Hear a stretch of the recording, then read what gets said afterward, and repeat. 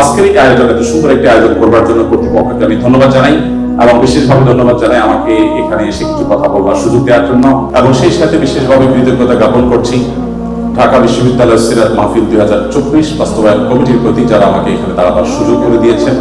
বিশেষভাবে অন্তঃস্থল থেকে কৃতজ্ঞতা জানাচ্ছি ঢাকা বিশ্ববিদ্যালয় কর্তৃপক্ষকে এই চমৎকার আয়োজনটি করবার অনুমতি প্রদান করবার জন্য। কেন? প্রিয় নবী সাল্লাল্লাহু আলাইহি ওয়াসাল্লাম সম্পর্কে আমাদের জানতে হবে।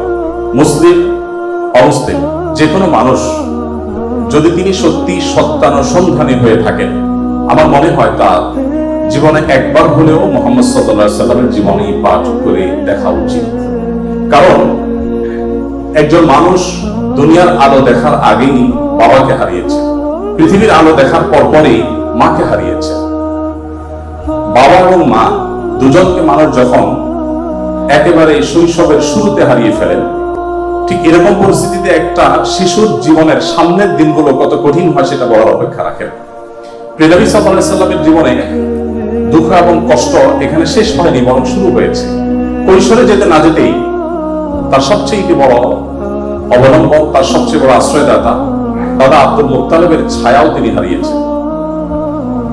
এবং তিনি সামান্য একটু যখন সমাজে মাথা উঁচু করে দাঁড়াচ্ছিলেন, ততক্ষণে তার বহু চ্যালেঞ্জ সামনে চলে এসেছে।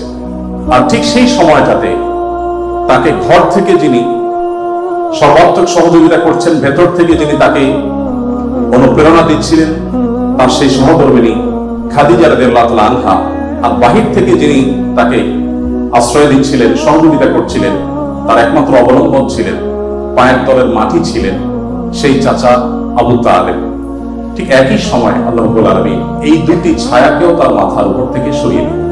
এরপর শুরু হলো মক্কার চিরচেনা মানুষগুলোর অচেনা আচরণ, তাদের সেই দুঃসহ নির্যাতন, জুলুম, এই সবগুলোকে পাশ কাটিয়ে তিনি আপন মিশনকে বাস্তবায়নের লক্ষ্যে এগিয়ে যেতে লাগলেন। যখন মক্কাতে আর থাকতে পারছিলেন না, আল্লাহর নির্দেশে হিজরত করলেন মদিনায় গিয়ে। সেখানে একটু শান্তিতে বসবাস করবেন সেই সুযোগটাও তাকে দেয়া হয়নি। তাকে সেখানে চাপিয়ে দেওয়া হয়েছে বদর, উহুদ, খন্দক, একের পর এক যুদ্ধ, বিগ্রহ, আগ্রাসন, জুলুম, নিষ্পেষণ। একটি একটি করে বাধা পেরিয়ে তিনি মাত্র মদিনায় হিজরতের পর 10 বছরের মধ্যে গোটা পৃথিবীর মোড় পরিবর্তন করে তার মিশনকে সাকসেসের সর্বোচ্চ শিখরে পৌঁছে তারপর দুনিয়া থেকে চলে গেলেন। একজন মানুষ যার পৃথিবীর আলো দেখার আগে থেকেই বিপদ মাথার উপর ছিল, পৃথিবীতে আসার পর পদে পদে একটা পর একটা পায়ের তলের মাটিগুলো সরে যেতে লাগলো। মৃত্যুর আগ মুহূর্ত পর্যন্ত যার বিরুদ্ধে এত ষড়যন্ত্র, এত বাধা, এত বিপত্তি, এত সংকট, এত কিছুর পর মাত্র 10 বছরে গোটা পৃথিবীর মোড়কে পরিবর্তন করে পৃথিবীর নতুন ইতিহাস রচনা করে যে মহানায়ক চলে গেলেন, যে মহামানব চলে গেলেন। আপনি অন্য ধর্মাবলম্বী মানুষ হলেও আপনি সন্তানের দৃষ্টির কারণে শুধুমাত্র এই লোকটি সম্পর্কে আপনার জানা প্রয়োজন। যে মানুষটির সামগ্রিক জীবনে একটি জায়গা পাওয়া যায় না যে জায়গাটি দেখে বলা যায় যে এখানে তিনি একটি ভুল সিদ্ধান্ত গ্রহণ করে সরি বলতে বাধ্য হয়েছে। আপনাদের কারো জানা আছে? তার জীবনে যারাই লিখেছেন তাদের কেউ কিন্তু এরকম কোন জায়গা বের করতে পারেননি যে 63 বছরের জীবনে 63 সেকেন্ডের জন্য এমন কোন সিদ্ধান্ত গ্রহণ করেছেন যার জন্য তাকে প্রায়শ্চিত্ত করতে হয়েছে। কে সে মানুষ? কি ছিল তার জীবনী? কিভাবে সম্ভব? আমরা তো আমাদের জীবনকে পরিবর্তন করবার জন্য, আমাদের ফ্যামিলির অর্থনৈতিক অবস্থাকে শুধুমাত্র পরিবর্তন করবার জন্য 30-40 বছরের ক্যারিয়ার অনেক সময় যথেষ্ট হয় না। সেখানে একজন মানুষ একটি পরিবার নয়, একটি দেশ নয়, একটি পৃথিবীর পরিপূর্ণ মোড়কে পরিবর্তন করে পৃথিবীর পুরো যে টার্নিং পয়েন্ট, সেই টার্নিং পয়েন্ট সৃষ্টি করে জাহান্নামমুখী পৃথিবীকে জান্নাতমুখিতার দিকে যিনি নিয়ে এসেছেন মাত্র 10 বছরের প্রচেষ্টায়, শত সহস্র বাধা সত্ত্বেও সে মানুষটিকে, সেই সফল মানুষটিকে এত বাধা পাহাড় ডিঙিয়ে কিভাবে তিনি সাফল্যের চূড়ান্ত শিখরে পৌঁছেছেন তাকে জানাবো হয় আমাদের বিবেকের দাবি, তাকে জানাবো হয় আমাদের নিজেদের প্রয়োজনে, আমাদের সাফল্যের প্রয়োজনে। আল্লাহ তাআলা আমাদের সবাইকে তাকে বারবার তার জীবনীকে পুনর্পাঠ করার তৌফিক দান করুন। দ্বিতীয়ত যে কথাটি আমি বলতে চাই তা হলো, আপনারা অনেকে হয়তো শুনে থাকবেন, ইসলামী বিশ্ববিদ্যালয় কুষ্টিয়ার সাবেক একসময় প্রফেসর ছিলেন, রোড অ্যাক্সিডেন্টে মারা গেছেন ডক্টর খন্দকার আব্দুল্লাহ জাহাঙ্গীর রহমাতুল্লাহি আলাইহি। অত্যন্ত চমৎকার একটি উপমা দিয়েছিলেন। স্যার বলেছেন যে মোবাইল ফোন যেরকম দুই রকম, একটাকে আমরা সহজে বোঝার জন্য বাটন ফোন বলি, আরেকটা হলো স্মার্টফোন। স্যার বলেছেন যত প্রাণী আল্লাহ তাআলা সৃষ্টি করেছেন, এই সব প্রাণী, মানুষ সহ অন্য সমস্ত প্রাণীকে দুই ভাগে ভাগ করা হয়েছে। মানুষ ছাড়া যত প্রাণী আছে তারা সবাই হলেন বাটন ফোনের মতো। বাটন ফোনে যে ক্যালকুলেটর দেওয়া আছে ওইটাই ফিক্সড, সেখানে অন্য কোনো ক্যালকুলেটর আপনি চাইলেও ঢোকাতে পারবেন না। সেখানে যে যে প্রোগ্রাম দেওয়া হয়েছে, নতুন কোনো প্রোগ্রাম সেখানে ইনস্টল করার কোনো সুযোগ নেই। কিন্তু একটা স্মার্টফোনে আপনাকে শুধুমাত্র বেসিক বিষয়গুলো দেওয়া থাকে। আপনি কোন ক্যালকুলেটরটা নামাবেন সেটা প্লে স্টোরে, অ্যাপ স্টোরে গিয়ে আপনি চয়েস করতে পারেন। আপনি সেখানে কোন ব্রাউজারটা নামাবেন সেটাও আপনি চয়েস করতে পারেন। আপনি সেখানে কোন অ্যাপটা নামাবেন সেটা আপনি চয়েস করতে পারেন। আল্লাহ তাআলা মানুষকে সৃষ্টি করেছেন অনেকটা এই স্মার্টফোনের মতো করে। অর্থাৎ মানুষের ভেতরে তিনি কোনটা ইনস্টল করবেন, ভালো কিছু ইনস্টল করবেন, খারাপ কিছু ইনস্টল করবেন, এই ব্যাপারে আল্লাহ তাআলা মানুষকে স্বাধীনতা দিয়ে রেখেছেন। আর মানুষ যেহেতু কাউকে না কাউকে অনুসরণ করে এবং তার ভেতরে যদি কিছু না কিছু ইনস্টল করতেই হয়, এই প্রয়োজনে একজন মানুষ মুহাম্মদ সাল্লাল্লাহু আলাইহি সাল্লামকে পাঠ করা, তাকে জানা তার জীবনে গুরুত্বপূর্ণ।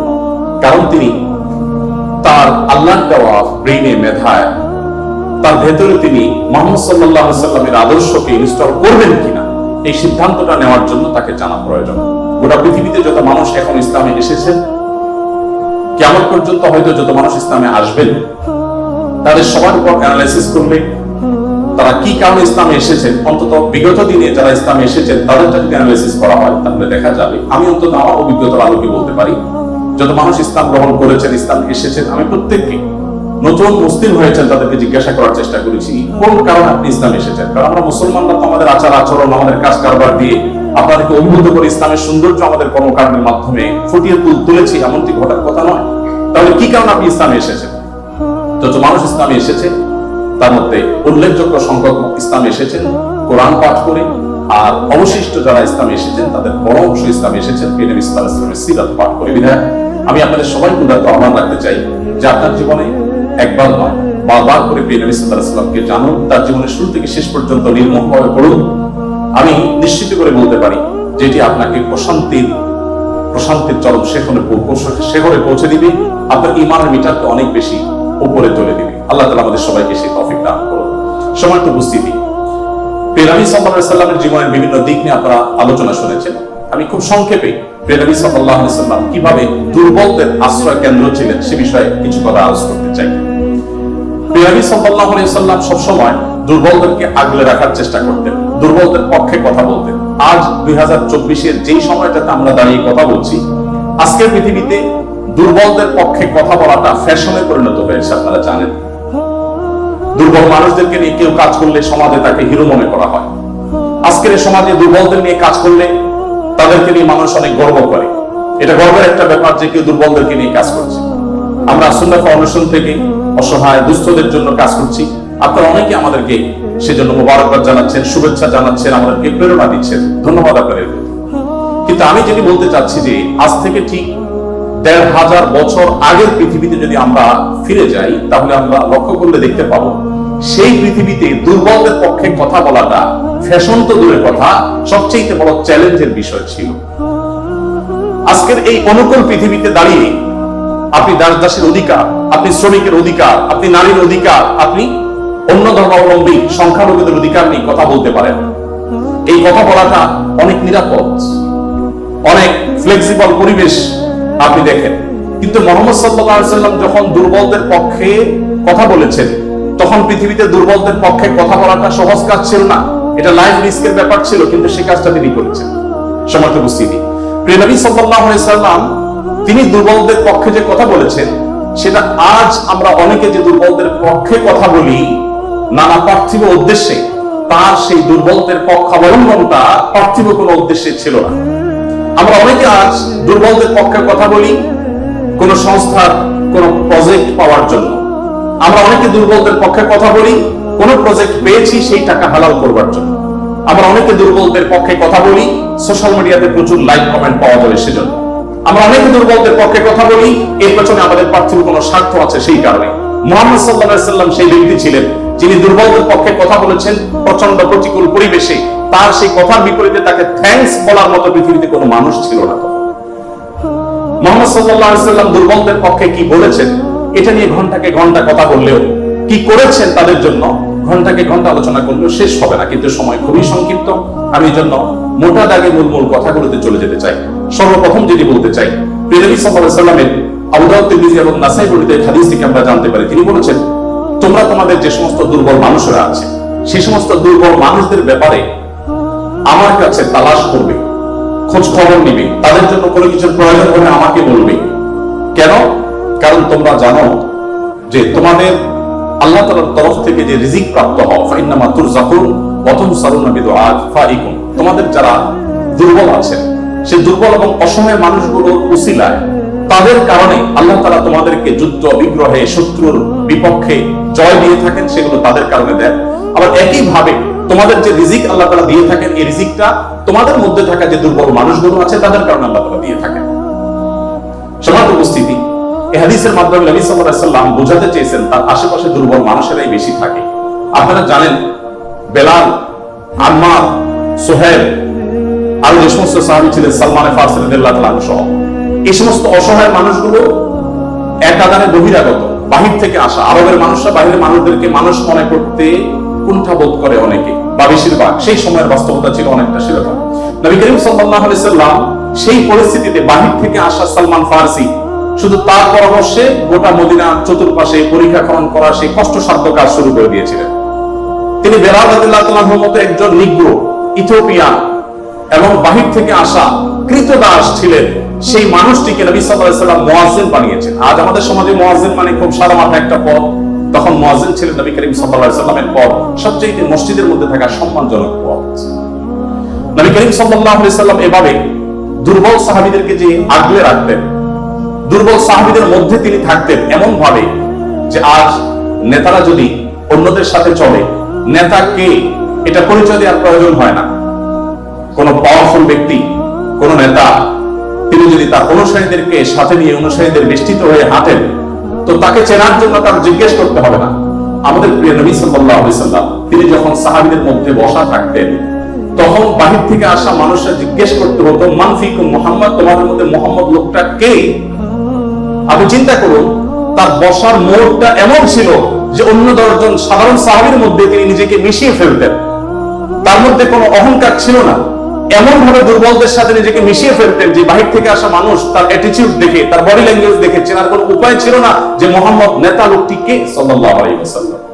সম্মানিত উপস্থিতি, ঠিক একই ভাবে আমরা জানি নবী করিম সাল্লাল্লাহু আলাইহি ওয়াসাল্লাম কারা জান্নাতবাসী, জান্নাতি লোকদের মার্কা কি, সেটা বলতে গিয়ে বলেছেন যে আল্লাহ আখবিরুকুম বিআহলিল জান্নাত, তোমাদেরকে কি আমি বলে দিব না যে তোমাদের মধ্যে বিচরণকারী মানুষদের মধ্যে কারা কারা জান্নাতি, জান্নাতি হিসাবে তোমরা কাদেরকে সুধারণা করতে পারো, তাদের আলামত কি, যে আলামত দেখে তুমি অনুমান করবে, আন্দাজ করবে লোকটা জান্নাতি।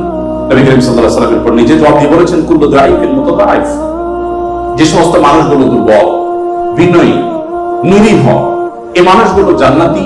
অর্থাৎ যদি তাদের ঈমান অন্য সব বিষয়গুলো ঠিকঠাক থাকে, পাশাপাশি তিনি যদি নিরীহ গোছের হন, বিনয়ী হন, বিনম্র হন, তিনি যদি খুব বেশি অহংকারী, অনেক বেশি রূঢ় স্বভাবের না হন, তাহলে এই মানুষগুলো জান্নাতি হওয়া এটি একটি বড় লক্ষণ। এখানে নবী করিম সাল্লাল্লাহু আলাইহি ওয়াসাল্লাম দুর্বলতাকে জান্নাতি হওয়া বা বিনয়কে জান্নাতি হওয়ার লক্ষণ হিসেবে উল্লেখ করেছেন। এখান থেকে বোঝা যায় দুর্বলদের অবস্থান তার কাছে কেমন ছিল।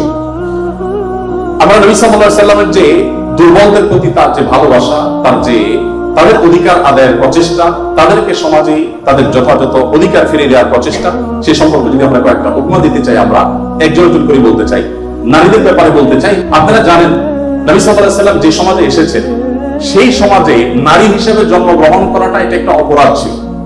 জীবন্ত কন্যাকে নিজের বাবা নিজের হাতে পুঁতে ফেলত শুধুমাত্র কন্যা হওয়ার কারণে। আল্লাহ কোরআনে বলেছেন, ওয়া ইযা বুশিরা আহাদুহুম বিল উনসা ওয়াল্লা ওয়াজহুহু মুসওয়াদ্দান ওয়া হুয়া কাযীব, কারণ কন্যা সন্তান হয়েছে এই সংবাদটা তাকে দেয়া হলে তার মুখটা কালো হয়ে যেত।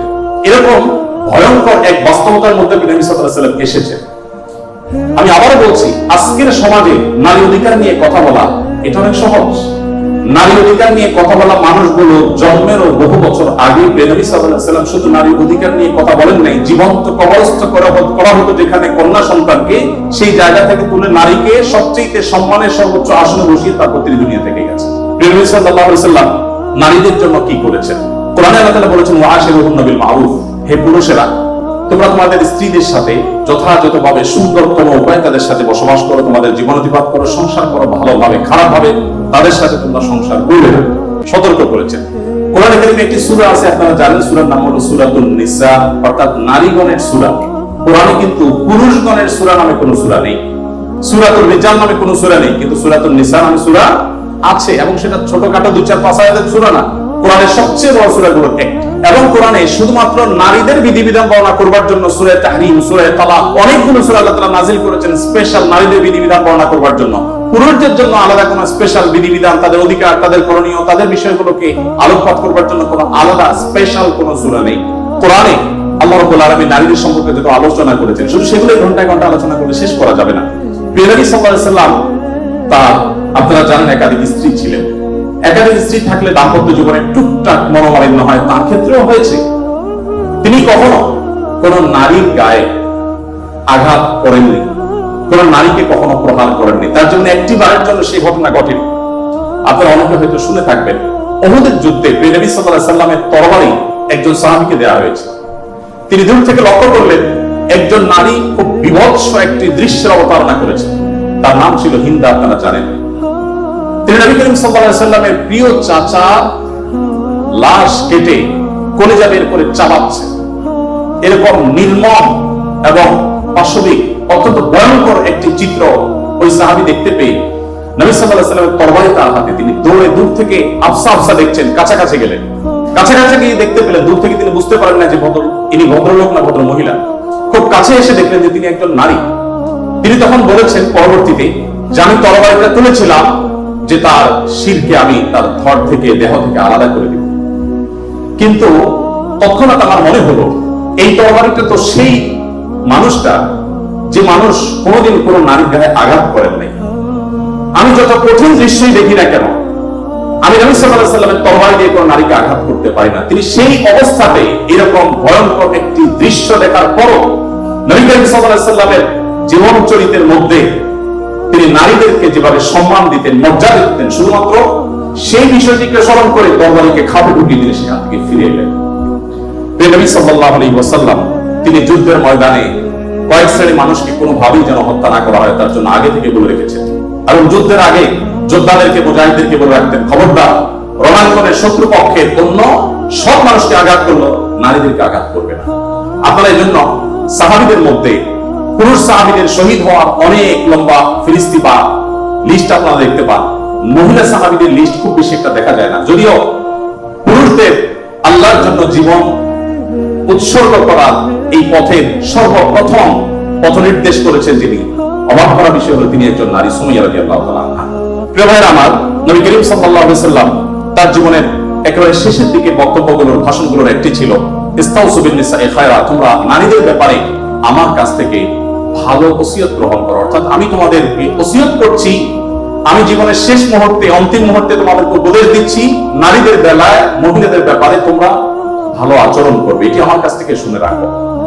নবী করিম সাল্লাল্লাহু আলাইহি ওয়াসাল্লাম তিনি তিনটি জিনিসকে খুব বেশি ভালোবাসতেন, তিনটি জিনিস তার কাছে খুব বেশি প্রিয় ছিল, আপনারা অনেকে হাদিসটি জানেন।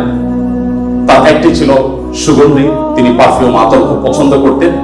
আরেকটি ছিল সালাত, নামাজ, এটি তার চক্ষু শীতলতার কারণ ছিল, তার অনেক ভালো লাগতো নামাজ আদায় করতে। আরেকটি ছিল নারী। এখানে নারী প্রিয় অর্থ হলো বাবা এবং মায়ের মধ্যে নবী সাল্লাল্লাহু আলাইহি ওয়াসাল্লাম বাবার চাইতে মাকে বেশি প্রায়োরিটি দিতেন। সন্তানের মধ্যে ছেলে এবং মেয়ের মধ্যে মেয়েকে বেশি ভালোবাসতেন, এত বেশি ভালোবাসতেন যে নবী সাল্লাল্লাহু আলাইহি ওয়াসাল্লামকে আল্লাহ তাআলা ছেলে সন্তান দিয়েছেন, তাদের সবাইকে শৈশবে মৃত্যু দিয়েছেন, তার একমাত্র 4টি কন্যা সন্তানকে বাঁচিয়ে রেখেছেন। দিন শেষে তিনি কন্যাদের বাবা হয়ে বেঁচে ছিলেন, ছেলেদের বাবা হয়ে বেঁচে ছিলেন না। ঠিক একই ভাবে নবী সাল্লাল্লাহু আলাইহি ওয়াসাল্লামের একটা হাদিস বর্ণিত হয়েছে, আমরা জানি নবী সাল্লাল্লাহু আলাইহি ওয়াসাল্লাম বলেছেন, কেউ যদি তার 2টি কন্যা সন্তানকে প্রাপ্তবয়স্ক হওয়া পর্যন্ত সুন্দর আচরণ করে, যথাযথভাবে লালন পালন করে, কোনো প্রকার বৈষম্য না করে, অবিচার না করে, তাদের প্রতি সদাচরণ করে, তো কিয়ামতের ময়দানে নবী সাল্লাল্লাহু আলাইহি ওয়াসাল্লাম বলেছেন সেই লোক শুধু জান্নাতে যাবে না, কিয়ামতের দিন আল্লাহ নবী সাল্লাল্লাহু আলাইহি ওয়াসাল্লাম বলেছেন, আনা ওয়া হুয়া কাহাতাইন, সে এই দুটি আঙ্গুল যেরকম পাশাপাশি অবস্থান করছে জান্নাতে আমার ঠিক কাছাকাছি এইভাবে অবস্থান করবে দুটি কন্যা সন্তানকে যথাযথভাবে পালন করবার কারণে। আমি জানি না আপনারা নিশ্চয়ই অনেকে অনেক হাদিস পড়ে থাকবেন, আপনারা এমন কোন হাদিস পেয়েছেন কিনা যে 1 ডজন ছেলে সন্তান লালন পালন করলে এইরকম কোন ফজিলত এর কথা কোথাও বলা হয়েছে? আপনারা দেখেছেন এরকম কোন হাদিস? আমি অন্তত পাইনি যে 1 ডজন ছেলে লালন পালন করেছে কোনো মা বাবা, তার বিনিময়ে তাদেরকে নবী সাল্লাল্লাহু আলাইহি ওয়াসাল্লাম বলেছে যে 12টা যেহেতু করেছে, দুটা মেয়ের বিপরীতে 12টা ছেলে করেছে, একটা পুরস্কার হোক না, এরকম কোন পুরস্কারের কথা আমার জানা নেই। এরপরে যখন এক শ্রেণীর মানুষ বলে যে ইসলাম নারীদেরকে ঠকিয়েছে, তখন তাদের ব্যাপারে কি বলা যায় সেটা আপনারা ঠিক করবেন। সম্মানিত উপস্থিতি, নবী করিম সাল্লাল্লাহু আলাইহি ওয়াসাল্লাম বলেছেন, কোন বাবা, কোন অভিভাবক, কোন প্যারেন্টস, কোন মা যদি কোন কন্যার কারণে কন্যা দায়গ্রস্ত হয়ে পড়ে, সমাজের মানুষের কুসংস্কারের কারণে যদি তার বুকটা ছোট হয়ে যায়, কোন কারণে যদি কোনটা সময় পরিস্থিতির মধ্যে পড়ে যান, এরপর তিনি যদি সেই মেয়েদেরকে লালন পালন করার ক্ষেত্রে কোনো কার্পণ্য না করেন, সমাজের বিরুদ্ধে দাঁড়িয়ে বুক টান টান করে যে তার কন্যাদেরকে তিনি ভালোবাসা দেন, সদাচরণ করেন, তাদের অধিকার যথাযথভাবে দিয়ে দেন, তাহলে সেক্ষেত্রে নবী সাল্লাল্লাহু আলাইহি ওয়াসাল্লাম বলেছেন এই কন্যাদের প্রতি সদাচরণ করবার কারণে জাহান্নাম থেকে মুক্তির কারণ হবে কিয়ামতের ময়দানে ওই ব্যক্তির জন্য। এটি নবী সাল্লাল্লাহু আলাইহি ওয়াসাল্লামের বহু হাদিস আছে, আমি আর সেদিকে যাব না, শুধুমাত্র একটি হাদিস বলে শেষ করব। সেটা হলো, আপনারা জানেন নবী করিম সাল্লাল্লাহু আলাইহি ওয়াসাল্লামকে জিজ্ঞাসা করা হলো, ইয়া রাসূলুল্লাহ মান আহাক্কুন নাসি বিহুসনি সুহবাতি, আমার সবচেয়ে ভালো আচরণ পাওয়ার অধিকারটা কার? নবীজি সাল্লাল্লাহু আলাইহি ওয়াসাল্লাম বলেছেন, উম্মাক, তুমি সবচেয়ে ভালো আচরণ করবে তোমার মায়ের। এরপর জিজ্ঞাসা করা হলো, ইয়া রাসূল তারপর? আপনারা জানেন হাদিসটি খুবই প্রসিদ্ধ হাদিস, তিনি বলেছেন তারপর তোমার মায়ের। জিজ্ঞাসা করা হলো তারপর, এরপর বললেন তারপর তোমার মায়ের। এরপর সাহাবী যখন জিজ্ঞাসা করলেন, ইয়া রাসূলুল্লাহ তারপর? এরপর বললেন তোমার বাবা। আপনারা অনেকে শুনেছেন ডক্টর জাকির নায়েক, তিনি এই হাদিস প্রসঙ্গে বলেছেন, আল্লাহ নবী সাল্লাল্লাহু আলাইহি ওয়াসাল্লাম গোল্ড মেডেলটাও দিলেন মাকে, তারপর সিলভার মেডেলটাও দিলেন মাকে, ব্রোঞ্জটাও দিলেন মাকে, বাবাকে দিলেন একটা সান্ত্বনা পুরস্কার। এরপর যদি কেউ বলে যে ইসলাম নারীদেরকে ঠকিয়েছে, যে যুক্তিতে বলে সেটা আপনারাও জানেন আমিও জানি, বলা হয় বাবার সম্পদে ছেলে যদি 2 টাকা পায়, মেয়ে 1 টাকা পায়, এখানে মেয়ের প্রতি অবিচার করা হয়েছে। আপনারা জানেন এর মতো হাস্যকর একটা দাবি আরেকটি হতে পারে না, কারণ ছেলে বেচারা, এতক্ষণ শুধু মেয়েদের কথা বলছি, আসলে তো ছেলেদেরকে আমরা দুর্বল হিসেবে দেখি। ছেলে বেচারা প্রাপ্তবয়স্ক হওয়ার পর বাবা মা তার ভরণ পোষণ দিতে বাধ্য নন। যদি বাবা বলেন যে তুমি প্রাপ্তবয়স্ক হয়ে গেছো, তোমার চাল তুমি জোগাড় করো, বাবা মা সেটা বলতে পারেন, সে রাইট তাদের আছে। বিয়ে এখনো বেচারা করে নাই, মাত্র প্রাপ্তবয়স্ক হয়েছে।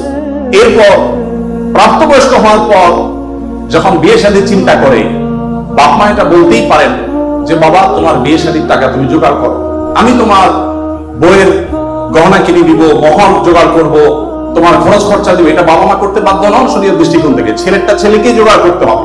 আপনাদের অনেকগুলো প্রশ্ন আমার কাছে আসছে, এর মধ্যে সবচেয়ে কমন যে প্রশ্ন বারবার এসেছে সেটা হলো যুবকদের প্রশ্ন, বাবা মা বিয়ে দিতে চায় না, আমরা কি করব? আমি সে প্রশ্ন উত্তরে যেতে পারবো কিনা জানি না, তবে তরুণদেরকে আহাজারে আমার কষ্ট দেয়, কারণ আমি খুব বেশি বয়সে বিয়ে করিনি, আমি এখন নানা হয়েছি, আপনারা অনেকে জানেন। আমার এই বয়সে আমি নানা হয়েছি, এটা অনেকে শুনলে আসমান থেকে নাজিল হওয়ার উপক্রম হয় যে কিভাবে সম্ভব। তো আমি বলি, আমি আমার সংসার জীবন গোছানো শেষ, আমি এবং আমার মিসেস সহ বাকি জীবন আরামের সাথে দেশ বিদেশ যদি ঘুরেও বেড়াই, আল্লাহ বিল্লাহ করে বাকি জীবন কাটিয়ে দিই, আমার কোনো টেনশন নাই, কারণ আমার সংসারের সব সেট আপ করা শেষ। সে সমস্ত মানুষদেরকে দেখে আমার করুণা হয়, মায়া হয়, যারা আর্লি ম্যারেজকে দোষণীয় মনে করে, তারা অনেক বেশি দেরি করে তথাকথিত নিজের পায়ে দাঁড়ানোর কথা বলে 30-35 পার হওয়ার পর বিবাহ শাদী করেন। এই মানুষগুলো তাদের ছেলে মেয়ে হইতে হইতে, প্রথম তারা ছেলে মেয়ে নেওয়া যাবে না, একটা লম্বা সময় এনজয় করতে হবে, 40-এর পর হয়ে যায় ছেলে মেয়ে হতে হতে। এরপর এই ছেলে পড়ালেখা করে গ্রাজুয়েশন করতে করতে 55-60 ছুঁই হয়ে যায়, ততক্ষণ সংসারের ঘানি টানতে থাকে। আল্লাহ না করুন ছেলেটা যদি অমানুষ হয়, এই বেচারা বৃদ্ধ বয়সে যাওয়ার কোনো উপায় নাই। আবার সন্তান তো 1টা বা 2টা বেশি নেওয়া যাবে না, তাহলে তার দুঃখের কোনো শেষ আছে? আর আমার সবকিছু কমপ্লিট। এখন ছেলে মেয়ে যদি বেশি বেতাল হয়, বেলাইন হয়, সোজা কান্তা বলে দিয়ে দরজা দেখা দিতে কোনো অসুবিধা নাই, কারণ আমার সেকেন্ড থার্ড ফোর্থ অপশন আছে, অনেকগুলো সন্তান আছে। আর দ্বিতীয়ত আমার বয়সে এখনো অনেকখানি বাকি আছে। যাই হোক, আমি সেদিকে যাচ্ছি না। আমি যেটা বলছিলাম সেটা হলো ছেলেদের এই বেচারাদের যে অসহায়ত্ব, এটার কথা কেউ বলে না। দেখেন, আমিও নারীদের ওয়াজি করে গেলাম। ছেলেদের অসহায়ত্বের কথা একটু বলি। এই বেচারারা যতদিন বাবা সংসারে থাকবে, তোমার ঘানে তুমি টানো, বাবা মা বাধ্য না। মেয়েকে কিন্তু এটা বাবা বা মা বলতে পারেন না। এরপর যখন বিয়ে হবে, বিয়ের সময় ওই যে ছেলেরা চিরকুট নিয়ে আসে, হুজুর একটু বলে দেন আমার আব্বা এখানে আছে। আমি পল্টনে একটা হোটেলে উদ্বোধনী দিনে আমার এক বন্ধু মানুষ সেখানে গেছিলাম। এক ছেলে তার বাবাকে ধরে আমার কাছে নিয়ে আসছে, এসে বলছে, হুজুর আপনার অনেক ওয়াজ শুনছি, আজকে আমার বাপটা হাতের কাছে পাইছি, আমাকে বিয়ে দেন। আমি বহু বলছি, আজকে আপনি হাতে নাতে বলেন। আমি নিজের লজ্জা লাল হয়ে গেলাম, কি বিহার। যাই হোক, তো এই বেচারারা বিয়ে করতে যাবে, বাপ বলে যে কি করো তুমি, বিয়ে করবে মানে টাকা কামাই করো। মেয়েদের বিয়ের সময় কি বাবা মা এটা বলে তুমি কয় টাকা কামাই করছো তোমার বিয়ে দিব? বলার সুযোগই নেই, রাইটই নেই। এরপরে বিয়েটা যখন হয়ে যায়, এই বেচারা এতদিন নিজের পেট পালা লাগতো, এখন বউয়ের পেট পালো, ছেলে মেয়ের পেট পালো, তাদের উপার্জনের দায় দায়িত্ব তার। নিজের বাবা মা যদি বৃদ্ধ হয়ে যান, অসহায় হয়ে যান, তাদের দায়িত্ব তার। বাপের বাড়ি যাওয়ার সময় বাজারটা তার করতে হয়, শ্বশুর বাড়ি যাওয়ার সময় মিষ্টির প্যাকেটটা টাকাও তাকে দিতে হয়। শতভাগ খরচ ছেলে, আর বাপের সম্পদে পাবে হলো 2 টাকা 2 আনা, আর মেয়ে পাবে 1 টাকা। তার অন্যের খরচ তো দূরের কথা, নিজের খরচই তার উপরে বর্তায় না। ইসলাম কি তাকে কম দিয়েছে না বেশি দিয়েছে? একজনকে 2 টাকা দিয়ে বাজার পাঠিয়ে বিরাট বড় ফর্দ দেখা দিয়েছেন, এতগুলো সব তোমাকে আনতে হবে। আরেকজনকে 1 টাকা দিয়ে বললেন যে তুমি শুধুমাত্র এই টাকা দিয়া যা খুশি তা করতে পারো। তাহলে এই 1 টাকা যাকে দেওয়া হয়েছে তার অধিকার কি কম দেওয়া হয়েছে না বেশি দেওয়া হয়েছে? আল্লাহর সাথে পাল্লা দিলে বললে যাওয়া ছাড়া কোনো উপায় থাকে না। যারা নিজের বিবেক দিয়ে আল্লাহ সুবহানাহু ওয়া তাআলার বিচারকে, বিশ্লেষণকে বিচার করতে চায়, তারা আল্লাহর উপরে যে খোদার উপরে খোদাগিরি বলে, যে সে মূর্খতা ছাড়া কিছুই করছে না। আমি শ্রদ্ধা রেখে তাদের প্রতি বলতে বাধ্য হলাম। যাই হোক, আমি যেটা বলছিলাম যে নবী সাল্লাল্লাহু আলাইহি ওয়াসাল্লাম মেয়েদের সম্পর্কে এত কথা বলেছেন। দেখুন যে মা হিসাবে মেয়েদের মর্যাদা এত বেশি। ইমাম মালিক রাহমাতুল্লাহ আলাইহি একটি চমৎকার কথা বলেছেন। তিনি বলেছেন যে আল আম্বিয়া আবুল বানাত, আপনারা অবাক হবেন, যত নবী রাসূল পৃথিবীতে এসেছেন বেশিরভাগ নবী রাসূলদেরকে আল্লাহ তাআলা ছেলে সন্তান না দিয়ে মেয়ে সন্তান দিয়েছেন। এরপরে যদি বলতে চাই তা হলো বিধবা এবং ইয়েতিমদের ব্যাপারে। দেখুন, ইয়েতিম বিধবার ব্যাপারে নবী করিম সাল্লাল্লাহু আলাইহি ওয়াসাল্লাম বলেছেন, বুখারীতে হাদিসটি বর্ণিত হয়েছে, আস-সাইলাল আরমালাতি ওয়াল মাসাকিন কাল মুজাহিদি ফি সাবিলিল্লাহ আও কাল্লাযী ইয়াকুমুল লাইলা ওয়া ইয়াসুমুন নাহার। যে ব্যক্তি কোনো বিধবা ব্যয়ভারের দায়িত্ব গ্রহণ করবে, যে ব্যক্তি কোনো ইয়েতিমের লালন পালনের দায়িত্ব গ্রহণ করবে, অভিভাবকত্বের দায়িত্ব গ্রহণ করবে, নবী সাল্লাল্লাহু আলাইহি ওয়াসাল্লাম বলেছেন এই ব্যক্তি আল্লাহর রাস্তায় রণাঙ্গনে জিহাদরত ব্যক্তি আল্লাহর কাছে যে মর্যাদা লাভ করবে, নিজের জায়গায় বসে থেকে অসহায় বিধবার দায়িত্ব, বিধবা ভাতা দিয়ে তার দায়িত্ব গ্রহণ করলে এই ব্যক্তিকে আল্লাহ তাআলা সেই মর্যাদা দান করবেন। আপনি এরকম কোন হাদিস দেখাতে পারবেন না যে একটা লোক বেচারা বউ মরে গেছে, মন মরা থাকে, যদি কোনো ভদ্র মহিলা তার আশ্রয় দেওয়ার জন্য তিনি অনুপযুক্ত হওয়া সত্ত্বেও নিজেকে পেশ করেন, উপস্থাপন করেন, আর তার আশ্রয় হয়ে যান, তাহলে নবী সাল্লাল্লাহু আলাইহি ওয়াসাল্লাম বলেছেন তার এই পুরস্কার আছে। নিশ্চয়ই ভালো কাজের সওয়াব আছে, কিন্তু আলাদা পার্টিকুলার কোনো সওয়াবের কথা নবী সাল্লাল্লাহু আলাইহি ওয়াসাল্লাম বলেন নাই। কিন্তু একজন বিধবার ব্যাপারে কিন্তু সেই কথা বলা হয়েছে। ইয়েতিমের ব্যাপারে নবী সাল্লাল্লাহু আলাইহি ওয়াসাল্লাম বলেছেন, আনা ওয়া কাফিতুল ইয়াতীমি কাহাতাইন, আমি এবং ইয়েতিমের অভিভাবক, যিনি ইয়েতিমের দায়িত্ব নেন, এই দুটি আঙ্গুলের মতো পাশাপাশি জান্নাতে অবস্থান করবো। আপনারা হয়তো বলতে পারেন যে জান্নাতে এই লোক নবীর কাছে থাকবে, এর আগে শুনলাম 2টা কন্যা লালন পালন করবে, সেও নবী সাল্লাল্লাহু আলাইহি ওয়াসাল্লাম কাছে থাকবে, তো নবী সাল্লাল্লাহু আলাইহি ওয়াসাল্লাম কাছে কতজন থাকবে? আসলে দুনিয়াতে আমরা একজনের সাথে আরেকজন হাঁটতে পারি, আখিরাতকে আমরা দুনিয়ার মতো কম্পেয়ার করি বা বিবেচনা করি, আখিরাতের বিষয়টা সম্পূর্ণ ভিন্ন। নবী সাল্লাল্লাহু আলাইহি ওয়াসাল্লামের জান্নাত এটা তো দুনিয়ার কোনো প্রাসাদের মতো হবে না, বিশাল বড় জগৎ নিয়ে হবে। সবচেয়ে ছোট জান্নাতে যে গোটা পৃথিবীর সমান 10 পৃথিবীর সমপরিমাণ জান্নাত তিনি পাবেন। মহাশূন্য সম্পর্কে আমরা ধারণা পাওয়ার পর আমাদের কাছে এটা খুব সহজ মনে হয় যে পৃথিবীর অন্যান্য পৃথিবীর বাইরে যে আল্লাহ তাআলার মহা সৃষ্টি আছে সেগুলোর তুলনায় পৃথিবী খুব ক্ষুদ্র। যখন পৃথিবীতে এগুলো আবিষ্কার হয় না, আপনি চিন্তা করুন তখনকার মুসলমানদের যদি মানা কতটা কঠিন ছিল, যে কিভাবে এত বড় জান্নাত দিবেন আল্লাহ তাআলা, কোথায় এত জায়গা। কিন্তু আজ আমরা সেটা আবিষ্কার করেছি, আমরা জানি কিয়ামত পর্যন্ত আবিষ্কার হতে থাকবে। কোরআন ও সুন্নাহর অনেক কিছু এখনো আমাদের বুঝে আসছে না, কিন্তু এক সময় হয়তো বুঝে আসবে। তো যাই হোক, নবী করিম সাল্লাল্লাহু আলাইহি ওয়াসাল্লাম ইয়েতিমের ব্যাপারে এই সুসংবাদ আমাদেরকে দিয়েছেন। এবং নবী সাল্লাল্লাহু আলাইহি ওয়াসাল্লাম একটা হাদিস বলে আমি শেষ করব। তিনি বলেছেন, যে ব্যক্তি তার পরিবারের মধ্যে কোনো ইয়েতিমকে সংযুক্ত করেন, এই জায়গা আমি একটু থামবো। ইয়েতিমকে সংযুক্ত করার মানেটা কি? আমাদের দেশে ইয়েতিম বা গরিবের বাচ্চাকে লালন পালন অনেকেই করেন, কিন্তু সেটা নিজের ধান্দায় করেন, গরিবের প্রয়োজনে না। কিভাবে সেটা?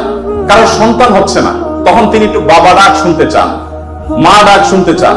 তো এই জায়গা থেকে তিনি একটা বাচ্চাকে নিয়ে আসেন, অসহায় মানুষের, কারো কোনো বাচ্চার বাবা মারা গেছেন, বাবা মারা গেছেন, মা মারা গেছেন, তাকে নিয়ে আসেন। সেই বাচ্চাটাকে এনে লালন পালন করেন এবং মনে করেন আমি অনেক সওয়াবের কাজ করছি।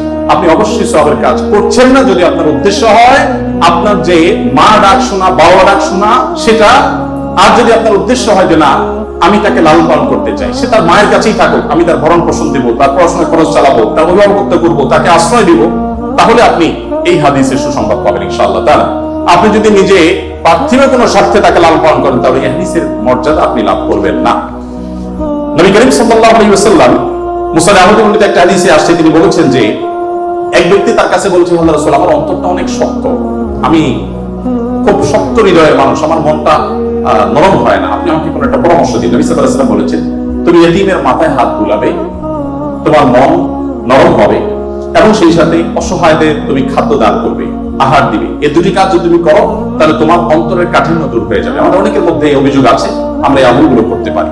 নবী সাল্লাল্লাহু আলাইহি ওয়াসাল্লাম দুর্বলদের মধ্যে যারা দাস দাসী ছিলেন তাদের জন্য কি করেছেন আপনারা অনেকে জানেন। ইসলামের অনেকগুলো গুরুত্বপূর্ণ বিধিবিধান আছে, এর মধ্যে থেকে একটা হলো দাস দাসী মুক্ত করার বিধান। যদি কোনো পুরুষ, কোনো স্বামী যদি তার স্ত্রীকে মায়ের সাথে তুলনা করেন, মায়ের সাথে তুলনা করার একটা পর্যায়ে আছে যেটাকে ইসলামী ফিকহের পরিভাষায় জেহার বলা হয়। রাগে বসে এরকম অনেকে করে থাকেন যে আমার মা যেরকম হারাম তুমি এরকম হারাম, তালাকের মতোই অনেকটা। এই টাইপের কথা যদি কেউ বলেন তার প্রায়শ্চিত্ত হলো তাকে একটি দাস মুক্ত করতে হবে। কেউ যদি ইচ্ছাকৃতভাবে রোজা ভঙ্গ করেন তাহলে তার প্রায়শ্চিত্ত হলো তাকে একটি দাস মুক্ত করতে হবে। কেউ যদি শপথ করে শপথ রক্ষা না করেন, ভঙ্গ করেন, তাহলে তাকে দাস মুক্ত করতে হবে। কেউ যদি কোন মানুষকে হত্যা করেন, ভুলে হত্যা করেন, তার প্রায়শ্চিত্তগুলোর মধ্যে থেকে একটা হলো তাকে দাস মুক্ত করতে হবে। এভাবে ইসলাম অনেকগুলো ভুলের প্রায়শ্চিত্ত হিসাবে অন্য কোনো অপশনের চাইতে দাস মুক্তিকে প্রায়োরিটি দিয়েছে, গুরুত্ব দিয়েছেন। নবী সাল্লাল্লাহু আলাইহি ওয়াসাল্লাম বারবার বলেছেন, কারণ তিনি চাইতেন মানুষ দাস না থাকুক, মানুষ মুক্ত হয়ে যাক। নবী সাল্লাল্লাহু আলাইহি ওয়াসাল্লাম আজকের পৃথিবীর মতো ফ্যাক্টরি রেভলিউশনের পর মানুষের মুক্তির জন্য বা দাস প্রথার বিরুদ্ধে তিনি কথা বলেছেন এমন আমি আগেই বলেছি। আজ পৃথিবীতে বহু দুর্বলদের পক্ষে কথা বলা মানুষ পাবেন, তার সবগুলোই বেশিরভাগই দেখবেন স্বার্থের কারণে। আমরা নিজেরাও দুর্বলদের সহযোগিতা করি। যে বন্যা গেল, অনেকেই বন্যার সময় প্রাণ নিয়ে গেছেন জাস্ট একটা ছবির জন্য, অনেকেই প্রাণ নিয়ে গেছেন, কষ্ট করেছেন, শুধু তার একটা লাইক দরকার, কিছু লাইক দরকার, কিছু কমেন্ট দরকার, কিছু বাহবা দরকার। তো নবী সাল্লাল্লাহু আলাইহি ওয়াসাল্লাম দাস দাসীদের মুক্তির জন্য কথা বলেছেন সেই সমাজে যখন দাস দাসী ছিল। আজকের যুগে বিএমডব্লিউ মালিক হলে যেরকম গর্বের, দাস দাসী থাকা সেরকম গর্বের। এরকম মূল্যবান অ্যাসেট কোন বিনিময় ছাড়া মুক্ত করে দেওয়ার জন্য নবী সাল্লাল্লাহু আলাইহি ওয়াসাল্লাম উৎসাহিত করতেন। শুধু তাই নয়, আপনারা জানেন যে নবী করিম সাল্লাল্লাহু আলাইহি ওয়াসাল্লাম বলেছেন কোন দাসকে যদি কেউ মুক্ত করে তাহলে ওই দাসের প্রতিটি অঙ্গকে মুক্ত করার বিনিময়ে যে ব্যক্তি এই কাজটি করলেন আল্লাহ তাআলা ওই ব্যক্তিকে তার ওই অঙ্গকে জাহান্নাম থেকে মুক্তির পরোয়ানা দান করবেন। নবী সাল্লাল্লাহু আলাইহি ওয়াসাল্লাম আরেকটি হাদিস আছে, তিনি বলেছেন জীবনের শেষ কথা। নবী সাল্লাল্লাহু আলাইহি ওয়াসাল্লামের জীবনের শেষ কথা কি আমরা জানি, অনেকে জানি, as-salatu as-salat ওয়া মা মালাকাত আইমানুকুম। অর্থাৎ নবী করিম সাল্লাল্লাহু আলাইহি ওয়াসাল্লামের জীবনের শেষ কথা ছিল তোমরা নামাজের ব্যাপারে দায়িত্বশীল থাকবে, নামাজের ব্যাপারে দায়িত্বশীল থাকবে এবং তোমাদের দাস দাসীদের ব্যাপারে দায়িত্বশীল আচরণ করবে। এটা ছিল তার জীবনের শেষ কথা। একটা মানুষের কাছে দাস দাসীদের অধিকার কত গুরুত্বপূর্ণ হলে, অধীনস্থ মানুষগুলোর অধিকার কত গুরুত্বপূর্ণ হলে জীবনের শেষ কথা এটা বলে চলে যান যে তোমরা তাদের ব্যাপারে খবরদার সদাচরণ করবে, তাদের প্রতি কোনো জুলুম অবিচার করবে না। আপনারা অনেকে আবু মাসউদ আল-সাদি রাদিয়াল্লাহু তাআলা আনহুর নাম শুনেছেন।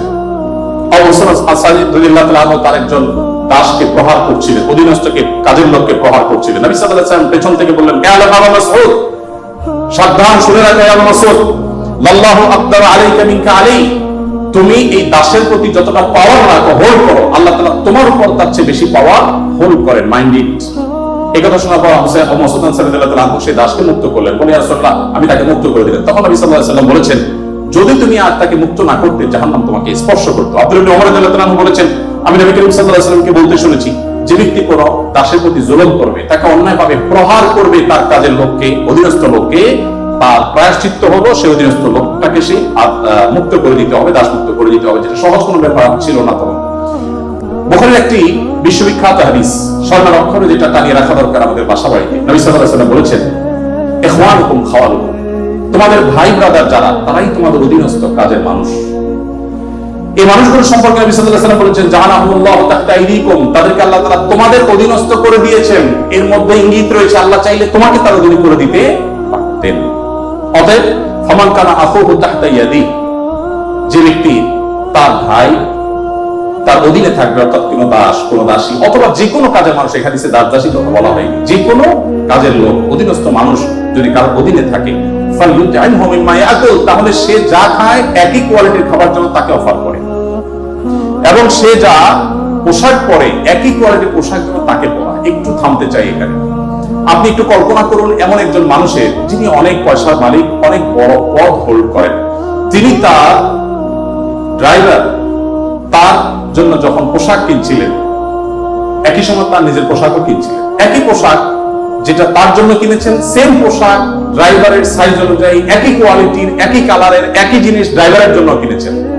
এই দৃশ্যটা কি কল্পনা করা যায়? আজকের বাস্তবতা এটা কি খুব সহজ বিষয় মনে হয়? আমরা তো অনেকে অধীনস্থ মানুষদের পাশে বসে খাবো এটাকেই দোষী বিষয় মনে করি। আমরা কিন্তু নিজেদেরকে সভ্য দাবি করি।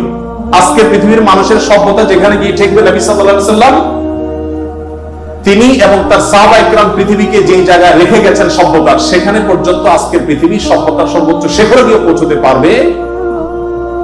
নবী করিম সাল্লাল্লাহু আলাইহি ওয়াসাল্লাম তিনি তাকে একবার জিজ্ঞাসা করা হলো যে, হে আল্লাহর রাসূল, আমাদের যে কাজের লোক আছে, খাদেম আছে, এই লোকগুলো যত ভুল করে কয়বার মাফ করা যায়? আপনি একটু বলেন। মানে একটা সীমা আছে, কতবার মাফ করা যায়? নবী করিম সাল্লাল্লাহু আলাইহি ওয়াসাল্লাম চুপ থাকলেন। লোকটা আবার একই কথা বললেন, নবী সাল্লাল্লাহু আলাইহি ওয়াসাল্লাম চুপ থাকলেন। তিনি আবার যখন বললেন, নবী করিম সাল্লাল্লাহু আলাইহি ওয়াসাল্লাম বলেছেন, দিনে 70 বার মাফ করবে। এর মানে হলো তুমি নিজেকে নিয়ন্ত্রণহীন করবে না। এই বিষয়ে অবশ্য ওয়াজ করা অনেক সহজ, আমল করা অনেক কঠিন। আল্লাহ তাআলা আমাদেরকে আমলের তৌফিক দান করুন। এভাবে নবী করিম সাল্লাল্লাহু আলাইহি ওয়াসাল্লাম দুর্বলদের পক্ষে, দুর্বলদের অধিকার আদায়ের জন্য অনেক কথা বলেছেন। সেই সময় যখন দুর্বলদের পক্ষে কথা বলা আজকের মতো ফ্যাশনের বিষয় ছিল না। আজ যারা অধিকারের কথা বলে, তাদের জন্মেরও হাজার বছর আগে নবী সাল্লাল্লাহু আলাইহি ওয়াসাল্লাম এই মানুষগুলোর অধিকার আদায় করে উন্নতির চরম শিখরে রেখে গেছেন। পৃথিবী আবার তাদেরকে অবলম্বন করেছে, আর সেজন্য আমাদেরকে কথা বলতে হচ্ছে। সম্মানিত উপস্থিতি, নবী করিম সাল্লাল্লাহু আলাইহি ওয়াসাল্লাম তিনি অন্য ধর্মাবলম্বীদের অধিকার নিয়ে যত কথা বলেছেন, অনেক লম্বা কথা বলতে হবে, আমার হাতে একেবারে সময় নেই। আমি শুধু এটুকু বলবো, আল্লাহ তাআলা কোরআনে কারিমে বলেছেন, লা ইয়ানহাকুমুল্লাহু আনিল লাযীনা লাম ইউকাতিলুকুম ফিদ-দীন ওয়া লাম ইখরিজুকুম মিন দিয়ারিকুম আন তাবাররুহum ওয়া তুকসিতু ইলাইহিম ইন্নাল্লাহা ইউহিব্বুল মুকসিতিন। যে সমস্ত অন্য ধর্মাবলম্বীরা তোমাদেরকে তোমাদের দেশ থেকে বের করে দেয়নি, তোমাদের উপর কোনো যুদ্ধ চাপিয়ে দেয়নি, অর্থাৎ শান্তিপূর্ণ সহাবস্থান করছে, তাদের প্রতি সদাচরণ করতে তোমাদের আল্লাহ তোমাদেরকে নিষিদ্ধ করেনি না, বরং আল্লাহ তাআলা সদাচরণকারী, ন্যায়নিষ্ঠ আচরণকারীকে ভালোবাসেন। তার মানে সংখ্যালঘুদের প্রতি, অন্য ধর্মাবলম্বীদের প্রতি কোন মুসলিম যদি সদাচরণ করে, এই লোক আল্লাহর ভালোবাসা পাবে। বাংলাদেশের মানুষ ধর্মপ্রাণ, এদেশে ওলামায়ে কেরাম দায়িত্বশীল। এই জন্য আমি প্রায় বলি, আমাদের আশেপাশে অন্য যে কোনো দেশে সংখ্যালঘুদের চাইতে আমাদের দেশের সংখ্যালঘুরা আলহামদুলিল্লাহ অনেক ভালো আছে, সেজন্য আমরা অনেক হ্যাপি এবং সুখী। আমরা চাই তারা আরো ভালো থাকে। আমাদের আশেপাশে বিভিন্ন দেশে বহু ধর্মীয় দাঙ্গা হয়েছে, শত শত মানুষ মারা গেছে। বাংলাদেশে আজও পর্যন্ত কখনোই ধর্মীয় দাঙ্গায় শত শত মানুষ তো দূরের কথা, ডজন ডজন মানুষ মারা গেছে, এমন কোন ঘটনা কখনো শোনা। সংখ্যালঘুদের নির্যাতনের যে সমস্ত বিচ্ছিন্ন ঘটনা ঘটে, এটা আমরাও জানি, আমাদের সংখ্যালঘু ভাই বোনেরাও জানেন। এটা দিন শেষে রাজনৈতিক ফায়দা হাসিলের নির্নকশা ছাড়া আর কিছুই নয়। বাংলাদেশের সবচেয়ে বড় ধর্মীয় শিক্ষা প্রতিষ্ঠান হাটহাজারী মাদ্রাসা ঠিক কোল ঘেঁষে একটা মন্দির, আমি সেই মাদ্রাসার ছাত্র। এত প্রাচীন এই মন্দির এবং মাদ্রাসাও প্রাচীন, শতবর্ষী মাদ্রাসা এবং প্রাচীন মন্দির। কেউ বলতে পারবে না যে মাদ্রাসার হাজার হাজার ছাত্রের কেউ কোনোদিন একটা ঢিল সেই মন্দিরে নিক্ষেপ করেছেন, অথবা মন্দির থেকে পাল্টা এরকম কিছু হয়েছে, কেউ বলতে পারবে না। বাংলাদেশের মানুষের সাম্প্রদায়িক সম্প্রীতির যে উদ্যোগ, দৃষ্টান্ত পৃথিবীর অনেক উন্নত দেশেও সে দৃষ্টান্ত নেই। এটা আমরা কোত্থেকে পেয়েছি? ইসলাম থেকে পেয়েছি। আমাদের সংখ্যালঘু ভাই বোনদের প্রতি সদাচরণ করতে আমাদের ইসলাম বলে, ভালো মুসলিম হওয়ার প্রয়োজনে আমাদের এটা করতে হচ্ছে। অথবা আমরা যত বেশি ভালো মুসলিম হতে পারবো, আমাদের সংখ্যালঘু ভাই বোনরাও তত নিরাপদে থাকবে। নবী সাল্লাল্লাহু আলাইহি ওয়াসাল্লাম বলেছেন, যেই ব্যক্তি কোনো অমুসলিম, যিনি মুসলিম ভূখণ্ডে বসবাস করার পারমিশন নিয়ে আসছেন, ধরুন বাইরে থেকে ভিসা নিয়ে আসছেন, অনুমোদিত তার বসবাসটা, এরকম কোন অন্য ধর্মাবলম্বীকে যদি কোনো মুসলমান হত্যা করে, এই মুসলমানের হত্যার কারণে জান্নাত তো দূরের কথা, জান্নাতের গ্রাম এসে পাবে। মানুষটা কিন্তু অন্য ধর্ম নয়। নবী সাল্লাল্লাহু আলাইহি ওয়াসাল্লাম একটা ইহুদির লাশ নিয়ে যাওয়ার ছিল, তিনি সম্মান প্রদর্শন করলেন। সাহাবারা বললেন, ইয়া রাসূলুল্লাহ, ইহুদির লাশ আপনি সম্মান প্রদর্শন করছেন। নবী সাল্লাল্লাহু আলাইহি ওয়াসাল্লাম বলেছেন আলাইসা নাফসা, সে কি মানুষ না? লোকটা ইহুদি হতে পারে কিন্তু তিনি মানুষ না। আব্দুল্লাহ ইবনে ওমর রাদিয়াল্লাহু তাআলা বাসায় ছাগল জবে হয়েছে, তিনি বাহির থেকে এসে জিজ্ঞাসা করলেন আহাদাইতুম লিজানাল ইহুদি, আমাদের ইহুদি প্রতিবেশী বাসায় গোশত পাঠিয়েছো? বাসার লোকজন বলল না তো। তখন তিনি বললেন আল্লাহ রাসূল সাল্লাল্লাহু আলাইহি ওয়াসাল্লাম প্রতিবেশীর অধিকার নিয়ে এত কথা বলেছেন যে নিজের সম্পদে তাদের হিস্সা আল্লাহ তাআলা নির্ধারণ করে দেওয়ার উপক্রম হয়েছিল, আর তোমরা কেন প্রতিবেশী বাসায় খাবার পাঠাওনি? আমাদেরকে আরো ডেভেলপ করতে হবে। আমাদের আশেপাশে কোন হিন্দু বসবাস করে, আপনার পাশে ফ্ল্যাটে, পাশের বাড়িতে আপনি কয়দিন তার বাসায় খাবার পাঠিয়েছেন, গিফট পাঠিয়েছেন? অথচ ইসলাম কিন্তু সেই নির্দেশ আমাদেরকে করে। যাই হোক, নবী করিম সাল্লাল্লাহু আলাইহি ওয়াসাল্লাম চতুষ্পদ জন্তু, পশু পাখির প্রতি তার যে দয়া ছিল, তারা দুর্বল, তারা অসহায়, তাদের পক্ষে নবী সাল্লাল্লাহু আলাইহি ওয়াসাল্লামের যে অবস্থান ছিল, একবার আপনারা জানেন বিখ্যাত হাদিস, নবী সাল্লাল্লাহু আলাইহি ওয়াসাল্লাম বলেছেন যে অনেক আগের একটি ঘটনা। এক লোক তিনি যাচ্ছিলেন কোথাও পানি পান করার জন্য, কোন একটা কুয়াতে তিনি নেমেছেন, উঠে দেখতে পেলেন একটি কুকুর পিপাসায় সেরকম ফুসফুস করছে। তখন তিনি তার পোশাক খুলে পানিতে চুবিয়ে সে পানির চিবিয়ে ওই কুকুরকে খাওয়ালেন। এই হাদিসটি দুই রকম আছে, একজন পুরুষের ক্ষেত্রে আছে তিনি তার পায়ের মোজা খুলেছেন, একজন নারীর কথা আছে তার ওড়না খুলে এই কাজটি করেছেন। ওই নারী ব্যভিচারিণী হওয়া সত্ত্বেও আল্লাহ তাআলা একটি প্রাণীর প্রতি এই ভালোবাসা, এই সম্প্রীতি দেখাবার জন্য তাকে মাফ এবং নাজাত দিয়ে দিয়েছেন। নবী সাল্লাল্লাহু আলাইহি ওয়াসাল্লাম বলেছেন যে এর বিপরীতে একজন নারী, আপনারা সেটাও শুনেছেন অনেকেই, যে একটি ইবাদতগুজার একজন নারী একটি বিড়ালকে বেঁধে রেখেছিলেন এবং সেই বিড়ালকে বেঁধে রাখতে রাখতে এক পর্যায়ে না খেয়ে বিড়ালটি মারা গেছে, তাকে খাদ্য দেননি। শুধুমাত্র এই কারণে তিনি ইবাদতগুজার হওয়া সত্ত্বেও আল্লাহ তাআলা ওই নারীকে জাহান্নামী হিসেবে ঘোষণা করেছেন, শুধুমাত্র একটা প্রাণীর জীবনের প্রতি এই হেয়ালিপনা করার জন্য। এখন প্রাণী তো দূরের কথা, মানুষের জীবন আমরা শেষ করে ফেলছি নির্দয়ভাবে।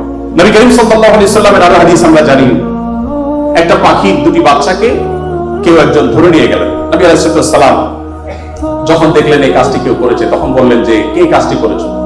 তখন নবী করিম সাল্লাল্লাহু আলাইহি ওয়াসাল্লাম তাকে ডেকে বললেন, যাও, এই যে পাখি, মা পাখিটা সে ছটফট করছে আমি দেখতে পাচ্ছি, এই বাচ্চাগুলোকে সেখানে রেখে আসো, এটা তোমার জন্য জায়েজ নেই। মা পাখির বাচ্চাগুলোকে তুমি ছিনিয়ে আনবে জাস্ট তোমার বিনোদনের জন্য। তখন নবী করিম সাল্লাল্লাহু আলাইহি ওয়াসাল্লাম ওই নির্দেশ সাহাবীকে করেছেন এবং ভর্ৎসনা করেছেন এই কাজটি করবার জন্য। এর বিপরীতে আরেকটা ঘটনা আমরা জানি, এর পাশাপাশি আরেকটা ঘটনা আমরা জানি, নবী সাল্লাল্লাহু আলাইহি ওয়াসাল্লাম এক ব্যক্তিকে দেখলেন তিনি পিপীলিকার উপদ্রব থেকে বাঁচার জন্য আগুন দিয়ে পোড়াচ্ছেন। তিনি বলছেন, খবরদার, লা ইউআযযিবু বিন-নার ইল্লা রাব্বুন নার, আগুন দিয়ে পুড়িয়ে নির্মম ভাবে তুমি এটাকে হত্যা করতে পারো। যদি হত্যা করতেই হয় তাহলে তুমি এমনি পিষে মেরে ফেলো, অন্য কোনো ভাবে মেরে ফেলো, নির্মম ভাবে তুমি মারতে পারো না।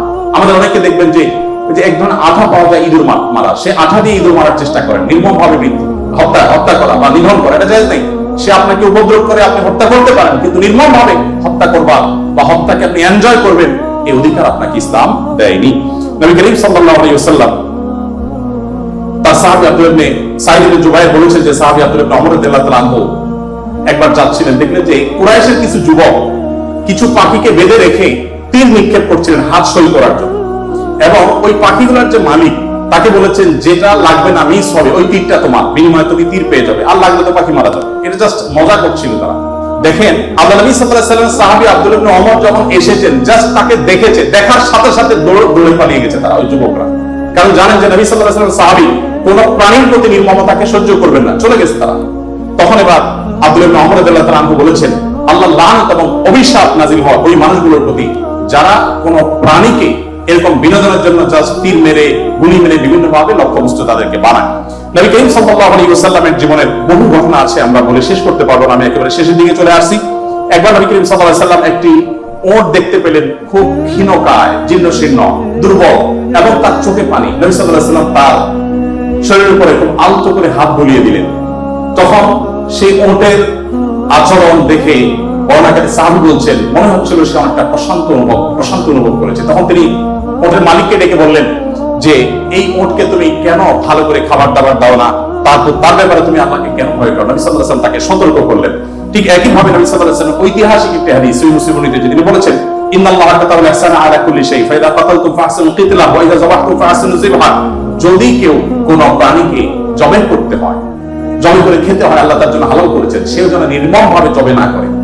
এই জন্য ছুরি যেন ভালো করে ধার দিয়ে নেয়, যাতে করে পশুর প্রতি নির্মমতা করতে করতে ধীরে ধীরে তাকে যেন হত্যা করতে না হয়। এমনকি কোন মানুষকে যদি মৃত্যুদণ্ড দিতে হয়, তাকেও যেন নির্মম ভাবে হত্যা না করা হয়। প্রয়োজনে তাকে যদি মৃত্যুদণ্ড দিতে হয়, এমনকি রণাঙ্গনে যদি শত্রুপক্ষ হয়, নির্মম ভাবে তার অঙ্গ প্রত্যঙ্গ কেটে টুকরা টুকরা করবেন, এই নির্মমতা করার অনুমতি ইসলাম আপনাকে দেয়নি। আপনাকে মানুষ হতে বলেছে ইসলাম। নবী সাল্লাল্লাহু আলাইহি ওয়াসাল্লাম এক ব্যক্তিকে দেখলেন যে তিনি তার একটা পশু জবাই করার জন্য শুয়েছেন, শুয়ে তারপরে সেই পশু ছুরি ধার দিচ্ছেন। একদিক থেকে শুয়েছেন, হয়তো পা দিয়ে ধরে রেখেছেন, আর অপর দিক থেকে হাত দিয়ে তিনি ছুরি ধার দিচ্ছেন। নবী সাল্লাল্লাহু আলাইহি ওয়াসাল্লাম বলেছেন যে আতুরিদু আন তুমিতা মাউতা, তুমি কি চাও এই প্রাণীটাকে কয়েকবার হত্যা করতে? কেন তুমি আগে ছুরি ধার দিয়ে আনো নাই? নবী করিম সাল্লাল্লাহু আলাইহি ওয়াসাল্লাম একটি গাধার পাশ দিয়ে যাচ্ছিলেন, দেখতে পেলেন যে গাধাটার উপরে কেউ ছেঁক দিয়েছে, কোনো লোহাটো হাতে দাগ দিয়ে ছেঁক দিয়েছে, ক্ষত বিক্ষত হয়েছে। নবী সাল্লাল্লাহু আলাইহি ওয়াসাল্লাম বলেছেন লানাল্লাহু আল্লাযী ওয়াসামা, যে ব্যক্তি গাধাটাকে ছেঁক দিয়েছে, আল্লাহ লানত, আল্লাহ রহমত থেকে সে বঞ্চিত হয়ে অভিশাপ তার উপরে নাযিল হয়। নবী করিম সাল্লাল্লাহু আলাইহি ওয়াসাল্লাম এই ব্যক্তিকে দেখলেন যে তিনি বলছেন, হে আল্লাহর রাসূল, আমি যখন ছাগল জবাই করি তখন আমি যাতে অপ্রয়োজনীয় কষ্ট দিতে না হয়, নির্মমতা করতে না হয়, সেদিকটা খেয়াল করে। নবী সাল্লাল্লাহু আলাইহি ওয়াসাল্লাম বলেছেন রাহিমাকুল্লাহ, তুমি যদি ছাগলের প্রতি দয়া পরবশ হও, আল্লাহ তাআলা তোমার প্রতি দয়া পরবশ হবেন। ভাইরা আমার, এমনকি তৃণ লতা গাছপালা এগুলো প্রয়োজন ছাড়া যদি কেউ কাটে, নবী সাল্লাল্লাহু আলাইহি ওয়াসাল্লাম বলেছেন ওই ব্যক্তির মাথায় আল্লাহ তাআলা জাহান্নামের আগুন নিক্ষেপ করে, প্রয়োজন ছাড়া যদি বৃক্ষ নিধন করে কেউ। আমি যদি সারাদিন সারা বলি, হয়তো নবী সাল্লাল্লাহু আলাইহি ওয়াসাল্লাম দুর্বলদের অধিকার আদায়ের জন্য কি করেছেন, শুধু কথা বলেননি, কি করেছেন সেগুলো বলে হয়তো শেষ করা যাবে না। আজকে যে জায়গায় আমি দাঁড়িয়ে কথা বলছি, এই বিশ্ববিদ্যালয় সহ বহু বিশ্ববিদ্যালয়, বিশেষ করে পাবলিক বিশ্ববিদ্যালয়গুলো, যেগুলো মেধাবীদের, দেশের সবচেয়ে বড় ভালো মেধাবীদের সবচেয়ে বড় বিচরণ ক্ষেত্র, এই জায়গা থেকে আমাদের আনন্দের ওখানে অনেক ইতিহাস যেমন রচিত হয়েছে, দুই একটি দুঃখের এবং বেদনার ঘটনা এখানে ঘটতো। তার থেকে একটি হলো র্যাগিং এর ঘটনা। নতুন একজন শিক্ষার্থী, যেখানে পুরাতন শিক্ষার্থী বা বড় ভাইদের কাছে, সিনিয়রদের কাছে স্নেহ ভালোবাসা পাওয়ার কথা, র্যাগিং এর নামে তাকে অপমানিত করা, অপদস্থ করা, তাকে হ্যারাসমেন্ট করা, তাকে অপমান অপদস্থ করে পশুর মতো বুনো আনন্দে মেতে ওঠা, এটা আমাদের দেশের অনেক শিক্ষা প্রতিষ্ঠানের একটি অঘোষিত কালচারে পরিণত হয়েছিল। আমরা আশা করব এই পশুত্ব, এই নির্মমতা, এটা আমাদের দেশে আর কোন শিক্ষা প্রতিষ্ঠানে কোনোদিন ফিরে আসবে না।